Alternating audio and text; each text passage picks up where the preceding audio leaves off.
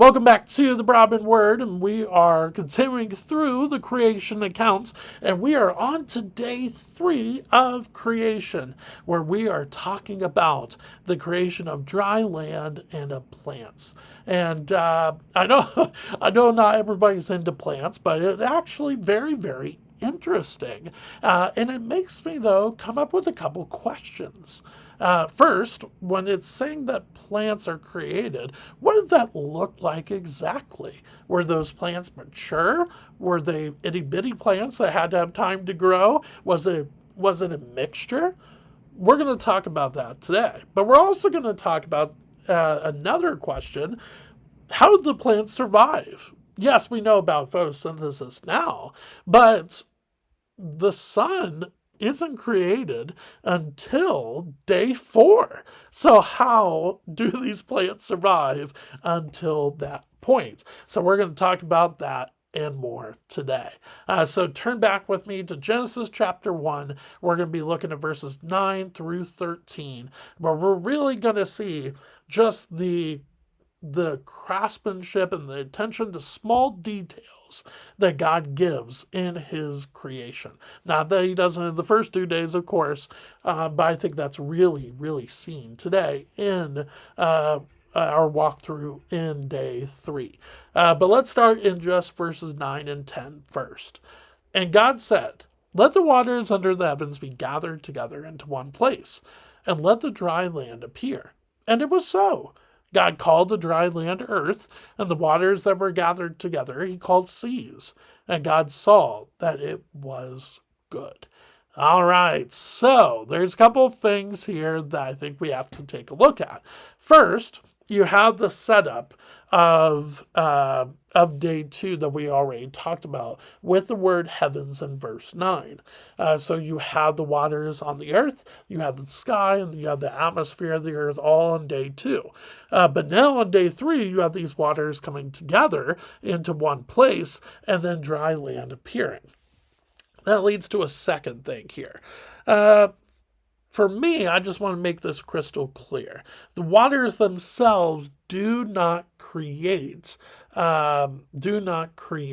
dry land. Only God creates, right? He is the creator. But he uses the waters in the process to create dry land. But I just want to make that crystal clear from the get-go. Now, another thing that I see with verse 9, which is really, really interesting, is the aspect of the waters coming together into one place. What does that mean exactly? Well, there's this theory called the Pangea theory. And the Pangea theory is really kind of summarized into this, that at some point there was this one continent, a very big continent, but one continent. And then over time, over a very long period of time, if you're an evolutionist, that continent became the continents that we have today. So the question is Genesis chapter 1 verse 9, is it possible that the one place is talking about Pangea? Partially. So let's talk about partially yes first. So based on the language, I think it's very, very possible that there was one continent created by God when he created dry land. Based on how the language reads in verse 9, I think it's very possible that there was just this one piece of land that was created. Now, is it possible that when it's saying that the waters come together into one place, it's talking about the one place on Earth where North America is, the one place on Earth where Australia is, the one place on Earth where Africa is, and so on and so forth? Possibly. However, I do like the wordage and the idea that it was just one big area of land. Now, here's where I differ from the Pangea theory. The Pangea theory is very much connected with the idea that over time and over a long period of time, it then split apart into the continents that we have today. I think that if there was one continent at that time, that the thing that splits it apart into the continents that we have today is not millions of years or billions of years. It's actually one big event, the global flood that is talked about in the account of Noah. I think that is what really breaks it apart if there was one continent. So, just something really, really cool to think about with verse 9. And then, of course, God calls the dry land earth, and he calls the body of waters seas. But then it's a little bit of a break of pattern at the end of verse 10. It says, and God saw that it was good. Very, very good. So land is good and seas are good.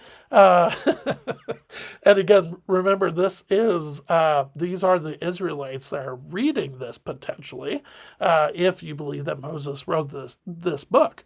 And they're reading this probably after the events of Exodus, after they passed through the Red Sea and then saw the destruction that the Red Sea had on the Egyptians that were pursuing after them. So, to say that God calls the land good, which provides, makes sense. But then when he calls the seas good, when they were really seen as destructive in ancient Near Eastern cultures, that would have been really something to say. And so I think that's really cool to see. However, it's a break of pattern, though, from days 1 and 2. We're so used to then seeing the sentence that there was evening and there was morning, whichever day we're on. But that doesn't happen until verse 13 on day 3. And so for me as a reader, I go, oh, something else is about to happen. And that's exactly the point. Verses 11 through 13, let's go there. And God said, let the earth sprout vegetation, plants yielding seed, and fruit trees bearing fruit, in which is their seed, each according to its kind, on the earth. And it was so. The earth brought forth vegetation, plants yielding seed according to their own kinds, and trees bearing fruit, in which is their seed according to its kind. And God saw that it was good. And there was evening, and there was morning, the third day. All right, so we have the dry land, but now we have plants. And we have plants coming up out of the dry land created by God. But the question is, what did those plants look like? Were they fully grown? Were they itty-bitty plants? Was there a mixture? I think there might have been a mixture, but they were probably mostly mature plants. And why do I say this? Well, for me, I think it has to do with the language that we see in verses 11 and 12. Now, do I think there could have been itty-bitty plants that were going to grow up or in the stage of growing up into maturity? I think that would have been really cool to see at that time. But do I think it's a majority or maybe all of them were mature? Yes, I do. I do see that, again, based on the language in Scripture. So, with the earth sprouting vegetation, I think that language could show that there maybe was younger aged plants that weren't quite mature enough with the language sprouting. However, the more you think about it and look into verse 11 and 12, I think you see that most of them, if not all of them, were mature because they were plants yielding seed and fruit trees bearing fruit, in which is their seed. So we're talking about maturity of plants. And so the more I think about it, I think it's probably more mature plants, if not all of them. It doesn't mean that God doesn't like itty-bitty plants, but I think that's kind of probably what we're seeing here. To answer that question, though, I think that's what we see. Now, why do they have to be mature? Well, because we're about to have the creation of birds. We're about to have the creation of fish and animals and then humans, and they have to eat something. And so I think that's why they have to be mostly, if not all, mature on day 3, as we know what's coming in the future. So that's to answer that question. But the other big question that I asked before we got into day 3 was how did they survive knowing that the sun was not created until day 4, which you can find in verses 14 through 19, which we'll, of course, cover as we start next week on Tuesday. But how did they survive? Well, we're not going to go into sun, moon, and stars here because that's for next time. But very quickly, though, I think there's 2 things to think about here. First, yes, there wasn't a sun, but there was light, though. Remember, the very first thing God created was light on day 1. Now, again, we don't know what form that light took. It's not explicitly said that it was this big bright star that was brighter than the sun. It doesn't say that. But there is a light source. And for me, I think that would have provided enough support for the plants until day 4 when the sun was created. But on the surface, I totally understand why this might catch people off guard. And they go, but photosynthesis. Yes, absolutely. And God, to the minute detail, knows about photosynthesis. He created it. But because he created it, he also created a light source to be there until the sun was created. Now, the other thing that's interesting about this is the aspect of time. Again, and we won't go super into this because you could check this out with day 1, with the Hebrew word for day, yom. Remember that word, yom. But for me, I do believe it's a 24-hour day because of the language of evening and morning, which we then again see in verse 13 here with the 3rd day.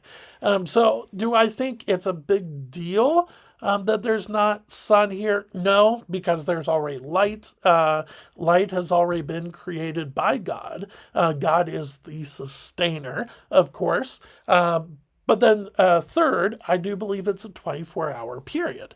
Whereas if you believe that Yom is, whether it is you believe in the creation account as symbolic, or you just believe that the Hebrew word Yom means a unspecified amount of time, it does have a little bit more issues. Yes, the light is still there. Yes, God still sustains, but there would be a lot of time until the creation of the sun, moon, and stars, which we'll, again, get more into as we get into the sun, moon, and stars next time.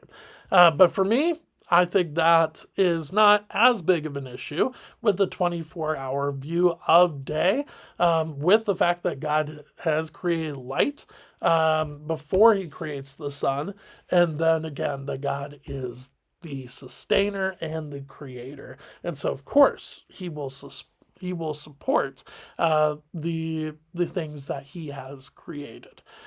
So with that being said, thank you for spending a little bit of time with me today as we walk through day 3 of creation. Next time we will spend time in space, space, with the sun, moon, and stars. And we will get to that on Tuesday. But thanks for spending time with me today as we see the just beautiful craftsmanship of God as creator. All right, thanks, and I will see you on Tuesday.